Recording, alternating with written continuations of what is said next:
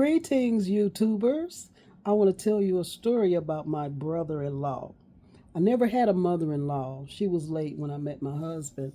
But let me tell you, I had a brother-in-law that made up for the mother-in-law, okay? He was a character. He was the type of person that I asked someone, "Do you know my brother-in-law so and so?" They pondered, I said, "No, you don't know him. Because if you knew him, you would not forget him because he left an impression on you that would last a lifetime." I mean, I've never in my life since then or before then met anyone like my brother-in-law. Okay? He was a type of person, he was like an old refrigerator. He could not keep nothing. And he would tell you, "Don't tell me anything because if I know it, I'm going to tell it." And he would, and he did. He was the type of person when he came to visit, I would beg God. I mean, I'm begging God, "Lord, please, please, Lord, please don't let any of my friends or any sisters from the church stop by." Because he was a character. He spoke his mind and he did not care. You could not offend him. He didn't care. And he'd tell you, "I don't care. You can call me anything you want to. Just don't call me late for supper." He was vulgar, disrespectful. He was a womanizer and an alcoholic. So he didn't care. He had no shame in his game. He could talk about someone if he knew it, like when they grew up together, his family, they grew up together. And here these people are married with a spouse and a family. He'd go back and tell some things that happened back when they were back in school or they were kids. Like, what are you saying that for? You don't need to tell that because they grown. They are married with a family. And you tell him that. And so if a person got mad, say, "Okay, you joning on me, I'm a joan on you." And then they would try to say something he had done. He would go, "Yeah, baby, it happened. And let me tell you how it happened." And he would tell the whole story in details. When he got through telling that story, there was no question in your mind as to what happened, how it happened, where it happened. He would tell you the who, what, when, why, how, and why. You had no questions. I remember when I was younger and I used to call my auntie and I would tell her things. She said, "Okay, well, what happened next?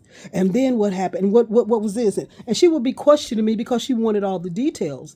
When he told his stories, he gave all the details. And all at the end of the day, they would just say, "You crazy. You just crazy." Because he didn't care. He would tell on himself. How can you offend someone who tells on themselves? Even the worst situation. I've never been to jail. Never. But he went to jail and he told them, "Yeah, they punked me. They did this and told it all." And I'm like, "That's too much information. I really didn't want to hear all of that." But hey, he would tell it all. He did not care who you were, where you were. He didn't care. This one incident happened. I remember someone in the family had passed. So he was at our house, and so they said I think they came from Michigan, came down to Indiana and picked him up, took him down to Mississippi. They went to the funeral.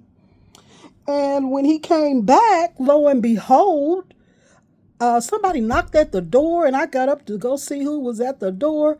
And I'm looking out the window. These people done threw his suitcase on the curb, and he was getting out of the truck, and they took and threw his suitcase on the curb, and they got in the car and they took off. They did not wait to see if somebody was home, if we were home or what. They left him. I'm like, "What happened? What they throwing you out of the car for?" No tell, he probably said something he didn't have no business, because he would tell on himself and tell on you and everybody else. He did not care. He was a character.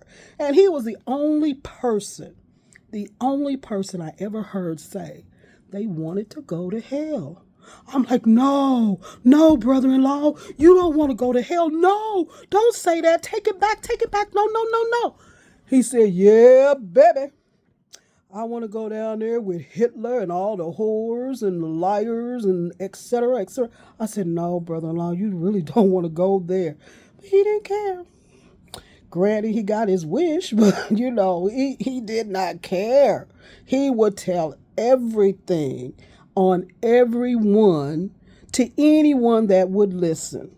And like I said, you couldn't embarrass him. He would own up to it. Yeah, baby. That was his phrase. Yeah, baby. Let me tell you, and da da da da da. And he give you the full details of the matter. And he was, he was comedy. He was the life of the party. We would laugh at what he would say because it was so surreal. I'm like, I can't believe you're telling that on yourself. Some things I would take to my grave. You're not hearing all that information on me. No, no, no. I didn't grow up with him, so he didn't have any juice on me. But those he had juices on, he told it. He told it all your secrets. And he tell you, don't tell me nothing. I'll tell it. But anyway, let me tell you, this is what really shocked me. When he died, he was buried in Mississippi. But when he died, his funeral was the shortest funeral I had ever went to in my life. It took us longer to drive from the house to the church than his funeral lasted, than the time his funeral lasted. So what had happened, we get there and the preacher gets up and he goes, yep.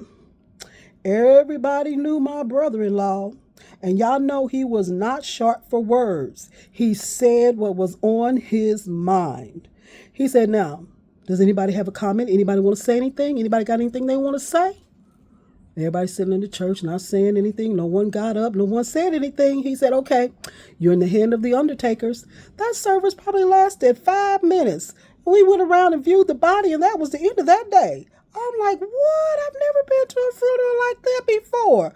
That man didn't try to put him in heaven, and he did not try to put him in hell. You all knew my brother-in-law. Y'all knew how he was. He wasn't short on words, and he said what he wanted to say. No doubt he probably offended that pastor sometime or another. That pastor said, I'm not trying to say nothing good about you. But anyway, that was the extent of his funeral. And he said he wanted to be buried in a certain cemetery so when we drive by the interstate, y'all could say, hey, brother-in-law. Hey, brother-in-law. I didn't do that, but hey, that's what he thought. But that's my brother-in-law. I loved him dearly. He was a character.